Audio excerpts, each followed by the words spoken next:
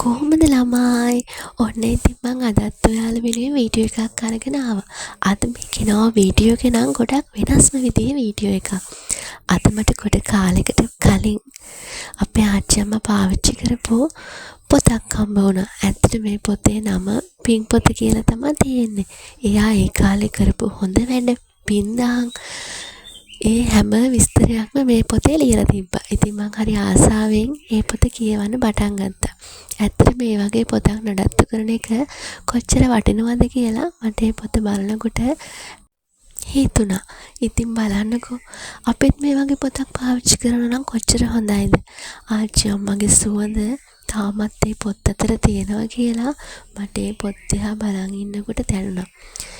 ඒ කාලේ මිනිස්සු කොච්චර හොඳ දේවල් කරලා තියෙනවද? ඇයි අපිට මේ දේවල් කරන්න බැරි? මට ඒක කියවනකොට හිතුණා මමත් මොන හරි වෙනස් දෙයක් කරන්න ඕනේ කියලා. මොන වගේ දෙයක්ද කරන්න ඕනේ කියලා මං කල්පනා කරා පොත දිහා බල.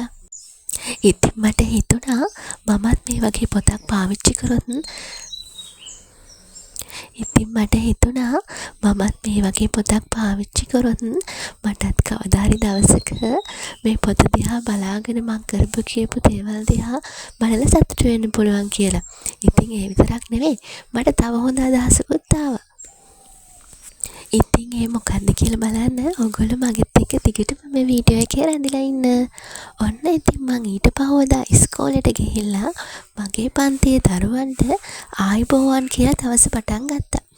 ඉතින් මං අද ඒගොල්ලන්ට කියලා දෙන්න යනවා අපි කොහොමද හොඳ වැඩ කරන්න ඕනේ කියලා.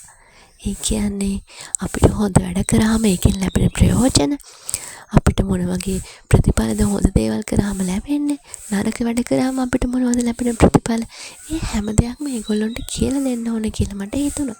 ඉතින් ඒ නිසා මං අද මට ලැබුණු විවේක කාලච්ඡේදයකදී ඒගොල්ලන්ට හොඳ වැඩ කරන එකේ ප්‍රතිඵල ගැන කියලා දෙන්න හිතුවා.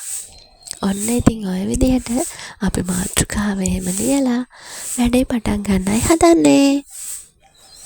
පුංචි කාලේ ඉඳලම ඒගොල්ලෝගේ ඔළුවලට මේ වගේ හොඳ දේවල් දැම්මාම ඒ දේවල් ගොඩක් කාලයක් යනකම් ඒ කියන්නේ ඒගොල්ලෝ ජීවිත කාලෙම උනත් ඒ දේවල් ක්‍රියාත්මක කරන බව පොත්පත්වල තියෙනවා. ඒ කියන්නේ පුංචි වයසෙන් ඒගොල්ලන්ට ලැබෙන දේවල් තමයි ඒගොල්ලෝ අනාගතේ ඒගොල්ලෝගේ ජීවිතේ වෙනස් කරන්න භාවිතා කරන්නේ. ඉතින් ඒ නිසා මං හිතුවා පොතේ පතේ දැනුමට අමතරව මේ වගේ හොඳ වැඩක් මමත් කරන්න ඕනේ කියලා. ඉතින් මං දැන් ඒ ගැන ඒගොල්ලන්ට පැහැදිලි කරන ගමනුයි මේ ඉන්නේ. ඉතින් යාළුවත් හරි ආසාවෙන් මම පැහැදිලි කරන දේවල් අහගෙන හිටියා.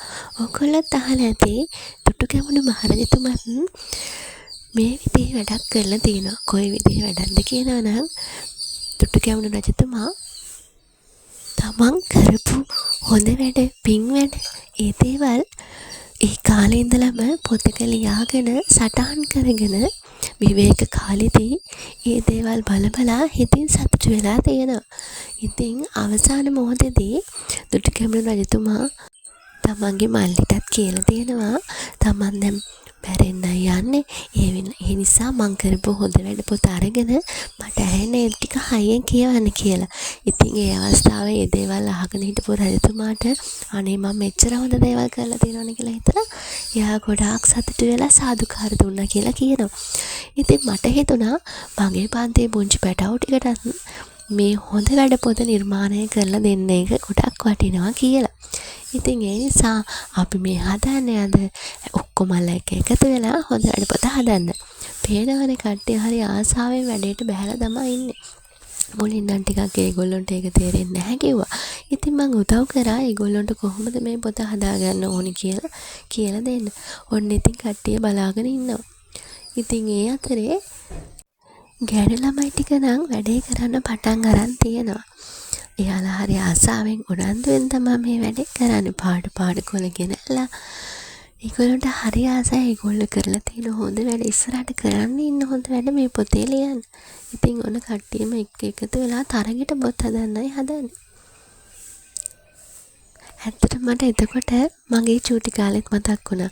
අපේ ඉස්කෝලේ ටීචර්ස්ලාත් අපිට මේ වගේ අමතර ක්‍රියාකාරකම් දුන්නාම අපි කොච්චර ආසාවෙන් දේව කරේ කියලා මට මේගොල්ලෝ දිහා බලන් ඉද්දි මතක් වෙනවා.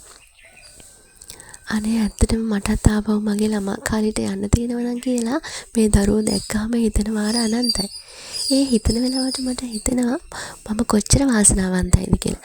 ඒ කියන්නේ මට ආපහු මගේ ඉස්කෝලේ ජීවිතේ මතක් කරගන්න මේ දරුවොත් එක්කම ජීවත් වෙන්න මට ආපහු දෙවියෝ දුන්න වරමක් තමයි මේ ගුරු වෘත්තිය කියන එක.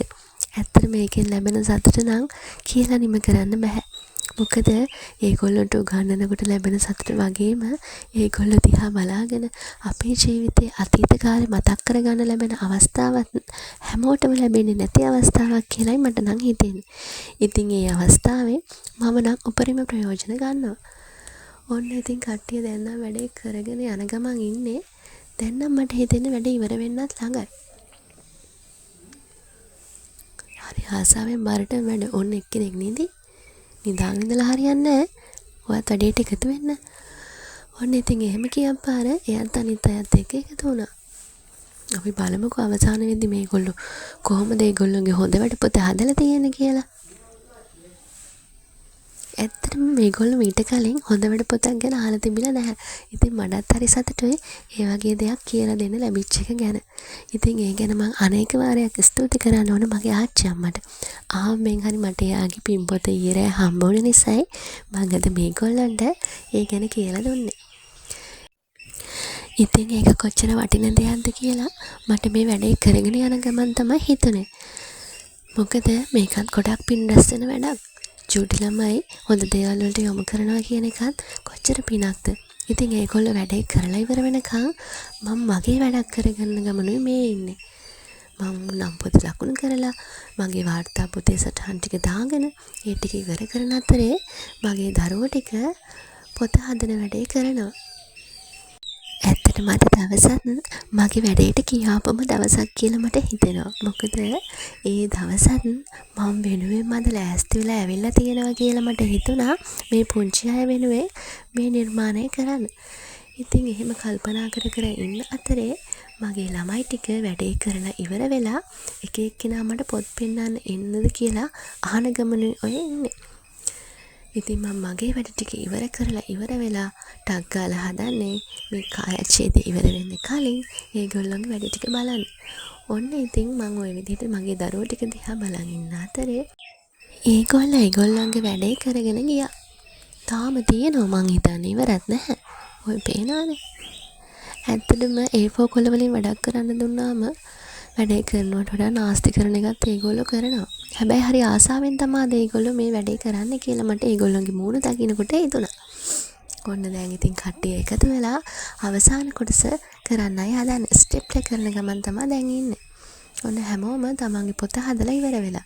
ඉතින් මට අද හරිම සතුටුයි. අපි බලමු එක එක්කෙනාගේ පොත් කොහොමද කියලා. මේ පේනවනේ ලස්සන. හරිම ලස්සනට ඒගොල්ලෝ එයාලගේ හොඳ වැඩ පොත් හදලා තිබ්බා. ඉතින් මටත් අද හිතට හරිම සතුටුයි. මම ගෙදර ගිහිල්ලා මගේ හොඳ වැඩ පොතෙත් මං අද මේ කරපු හොඳ වැඩේ සටහන් කරගන්නවා කියලා මම හිතුවා. ඉතින් ඒගොල්ලත් මේ වගේ ලස්සන පොත් හදලා ඒකේ ඒ විදිහටම නඩත්තු කරගෙන යනවා කියලාත් මට පොරොන්දු වුණා. එහෙනම් ඉතින් අදට මගේ වීඩියෝ එක ඉවරයි. මේ වගේ තවත් ලස්සන වීඩියෝස් බලන්න දිගටම මගෙත් එක්ක රැඳිලා ඉන්න. එහෙනම් ගිහිල්ලා එන්නම්.